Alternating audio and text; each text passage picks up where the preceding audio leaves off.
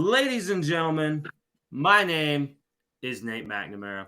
You might know me as the Walmart Young Buck. And tonight, we're going to take you on a journey.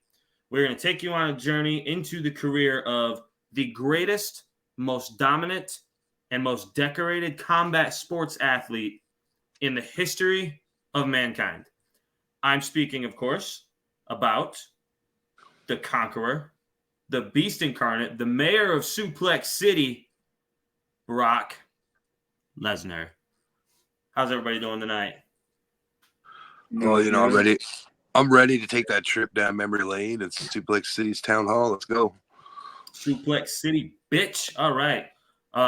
As always, we got Shadow and we got Sean joining us tonight. Scals is in the background. He might pop up later. Who knows? We'll very quietly just kind of disappeared from the UFC after that.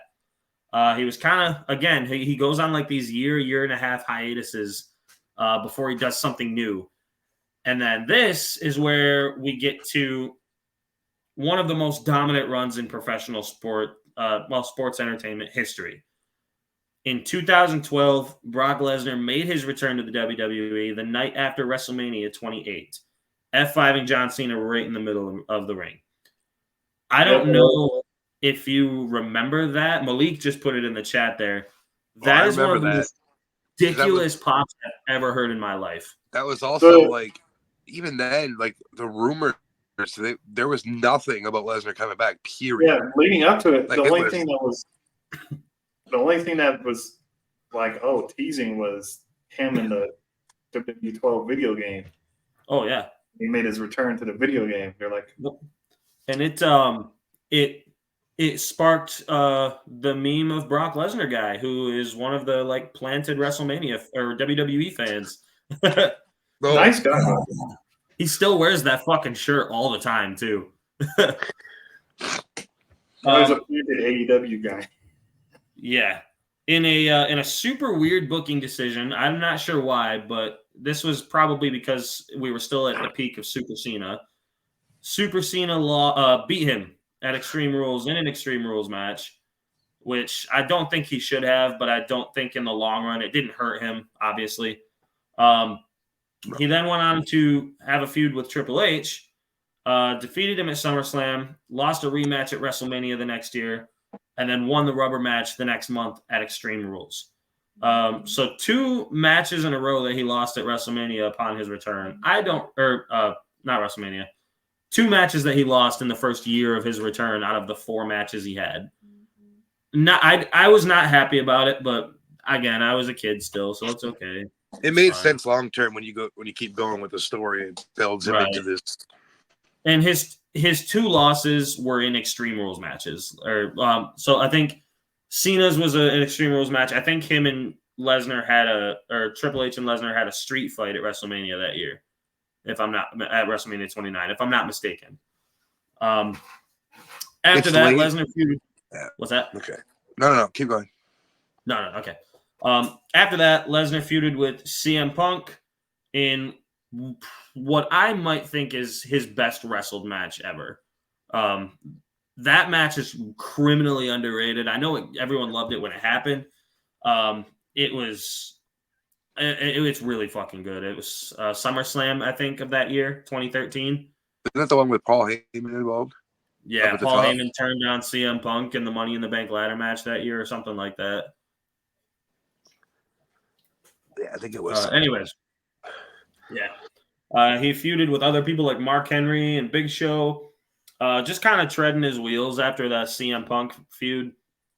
And then he began a WrestleMania feud with The Undertaker. This is where things got really interesting for Brock Lesnar. In what is arguably the most polarizing booking decision in the history of WWE, and I'm not exaggerating when I say that. Brock Lesnar. In that booking debate, in that booking too, there's still a lot of debate because nobody knows, other than the 3 men that made the call, what the true call was. Right. Well, I don't think we'll ever get a definitive answer what actually went down there. Right. We're missing, we're approaching the 10-year anniversary of that happening, and it's still a hot debate among everybody. I think WWE booked themselves into a corner, putting Lesnar against an aging Undertaker. In that there wasn't really a way to realistically put Undertaker over Brock Lesnar in that match. Like, in all honesty, they're just, it didn't make sense. No. Polarizing, but you know what? I think it was the right call. I do. I think it could have gone to somebody better, but I don't think it was a bad call. I guess that's what I'm trying to say. It wasn't a good and it wasn't a bad. It was kind of just a call that needed to be made. Right. Yeah, and I guess it's like they I picked. I still think Bray should have broke the streak, but having Lesnar do it was still like right. I think it wouldn't have the same impact. We thought it would never happen. Do it. And the thing is, I think they picked the perfect WrestleMania to do it because it was the WrestleMania with Daniel Bryan. It was WrestleMania 30, where he wrestled at the beginning of the show against Triple H and wrestled the triple threat match at the end of the show in one of the greatest WrestleMania finishes ever. Right. And having that in the mid card, it worked because the fans were on a low from it. And they built right back up to that high, ending the night properly. Yep. And then that's still like the pop did not suffer. That pop after that win was ridiculous. They picked the right night to do it. Later on, Lesnar returned, went on his little spring hiatus, returned to take on John Cena for the WWE title in one of the most one-sided, ass-kicking WWE title matches ever. Suplexed the man 16 times and defeated him in very easy fashion. Cena got almost no offense in that match, which that's where Suplex City was born. Yeah, SummerSlam 2014. Technically, that's where they started like counting the suplexes and stuff. But the Suplex City actually happened the following WrestleMania. I thought it was at SummerSlam 14. No, it was because he at one of the Mania times 31. I thought it was SummerSlam. Yeah, because I remember him when I was at WrestleMania 31, him yelling "Suplex City, bitch." I thought that was okay. I thought that was at SummerSlam, but that's crazy. So like that's kind of where it started and it gained traction and like people were counting the suplexes in his match and shit. No, I like what Deshaun said with that the infamous Suplex City pitch. I thought it happened at SummerSlam, not WrestleMania. Right. Speaking of WrestleMania, Lesnar held the WWE title up until WrestleMania 31, where his match with Roman Reigns, a criminally underrated match, I might add. They put on a fucking banger that night. The first of 60. Yeah. That was probably the second best match between them. And I'll get to the best one later. Interrupted by Seth Rollins, who decided for the first time in history to cash in during a match. During the main event, made the match a triple threat and pinned Roman Reigns to win the title in the heist of the century. Still the greatest Money in the Bank cash in 9 years later. I still think it. I don't think anything even comes close, honestly. I don't think you can top it, really. Like, sure, you get the pop for Ziggler, but what was the follow-up with it? The follow-up was terrible with Ziggler. Sure, Edge was the first one to do it. Edge set the blueprint for it, but it was still so early in the concept of the Money in the Bank. We didn't really – it was still new. We didn't really understand it fully. I know this goes off the rails of what we're talking about, but WWE booked themselves into a corner now with that because nothing will ever top that. Unless something crazy, nothing's ever going to top it. Yeah. Absolutely not. I mean, there were like mumblings and stuff that he might do it after the match is over. But I think they also were booking themselves into a corner in that nobody wanted Lesnar to be the champion and nobody wanted Reigns to be the champion. Like, the crowd was not into that match for about the first half of it. That's about the time in Roman Reigns' career where he's being shoved down our throats. Yep. Yeah, it was when I was there live, I popped hard when Seth came out and won. And like, you were at WrestleMania? I was at WrestleMania 31. Yes. That's he shit himself. Cool, dude. He was in the bathroom during the main event. Was he? Lesnar, I mean, Brock pretty much dominated that match through most of it. Reigns got a lot more offense in than Cena did, but Lesnar really had control of it the whole time. And the cameras caught him saying "Suplex City, bitch" after like the 10th suplex or something like that. It was wild. I could go on and on about all the feuds and stuff that he was in, but like it would take up all night. So I'll kind of just sum it up really quick. Over the next pretty much 9-10 years, Lesnar would hold numerous world championships. He feuded with people like Rollins, Reigns a billion times, Randy Orton in one of the most gruesome main events I've ever seen. Drew McIntyre, Kofi Kingston, Braun Strowman, Samoa Joe, Goldberg, and he feuded with every top talent. Two notes since we're talking about these feuds real quick. Yeah. The one with Randy Orton got him in a lot of trouble because of real blood, real busting open. That was real heat between them. Right. Two, Sorry, go ahead.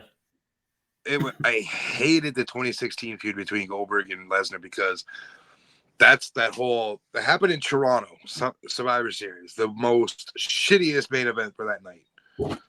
It was garbage. It was just terrible. Being there, it sucked. But the whole thing leading up to it is fantasy warfare just got real. Shut up. Yeah, I remember that. I think the story they told was very effective in that feud. I don't think Goldberg-Lesnar should have been the main event that night, if that's what they were going to do. I think it was like all of 30 or 40 seconds. It wasn't a main event. It was a minute and 18 or something like that because they spent a long time staring at each other after the bell rang. It was stupid. It was... I like what they did with it, but it should not have been a main event of a show like that. So that's kind of how I feel. After WrestleMania 36, the pandemic WrestleMania, Lesnar lost to Drew McIntyre after Drew McIntyre won the Royal Rumble, and that was a great feud up until the fucking shutdown. And I'm so pissed that we didn't get a proper payoff.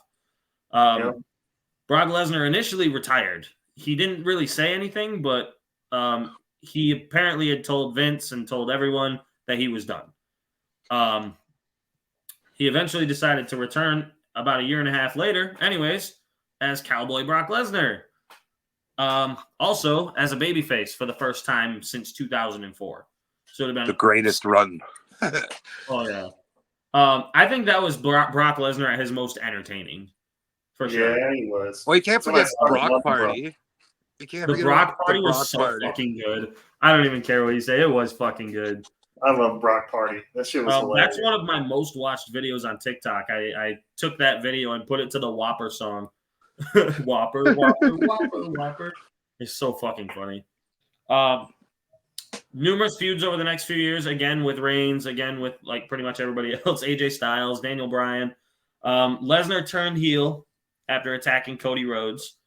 They had a 3-match feud. They traded wins, and Lesnar took the final loss at SummerSlam earlier this year.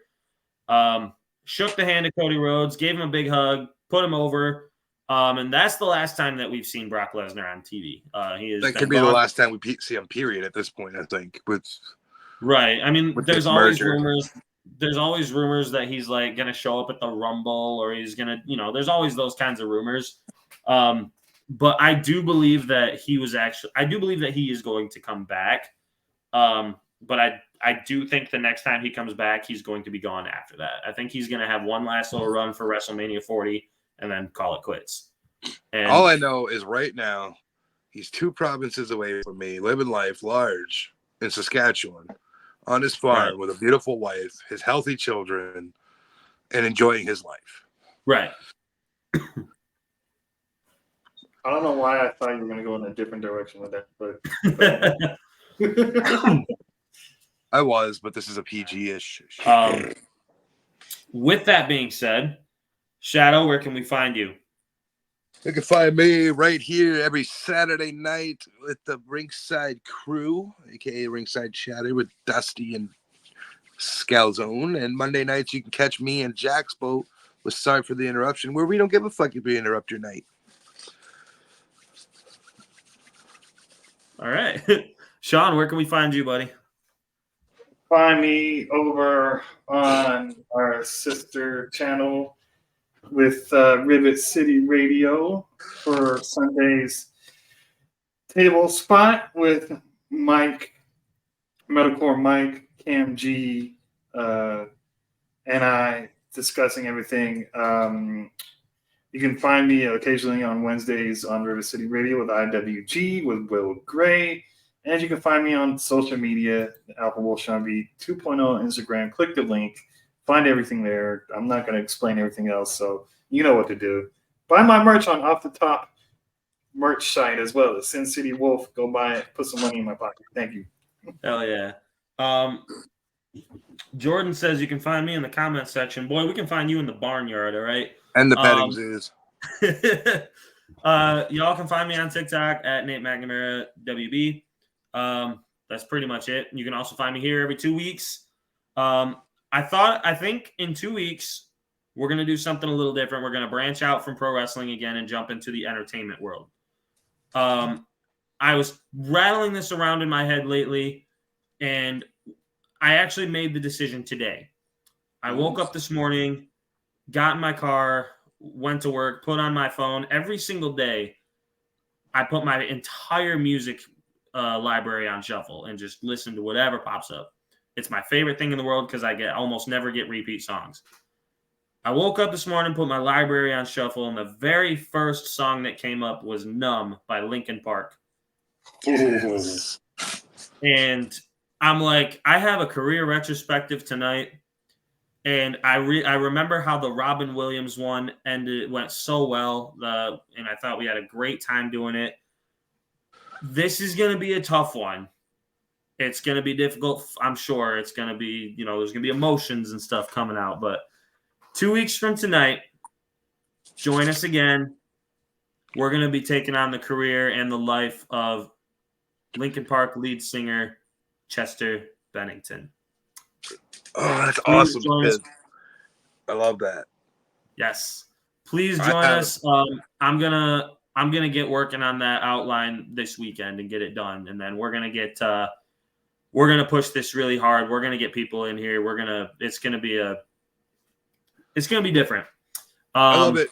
I love it because, like I said, I'm a huge Linkin Park fan. I have a signed photo of the entire band on my wall. So hell yeah. 4 weeks from now, I feel like 2 weeks from now we can afford the sad, emotional, borderline depressing episode that we're probably gonna have. Kicking off December with a great start. Because 2 weeks after that, we're gonna take on the career of WWE's resident Santa Claus, Hall of Famer Mick Foley. I got to get my Santa suit for that. I got to order my Santa. What is that you're wearing now? I mean, the only thing you're missing is a red coat, bro. I love how me and Nate are like, aren't you wearing it now? Oh, God. All right. Everybody, thank you so much for joining us tonight. See you next time. Have a great night.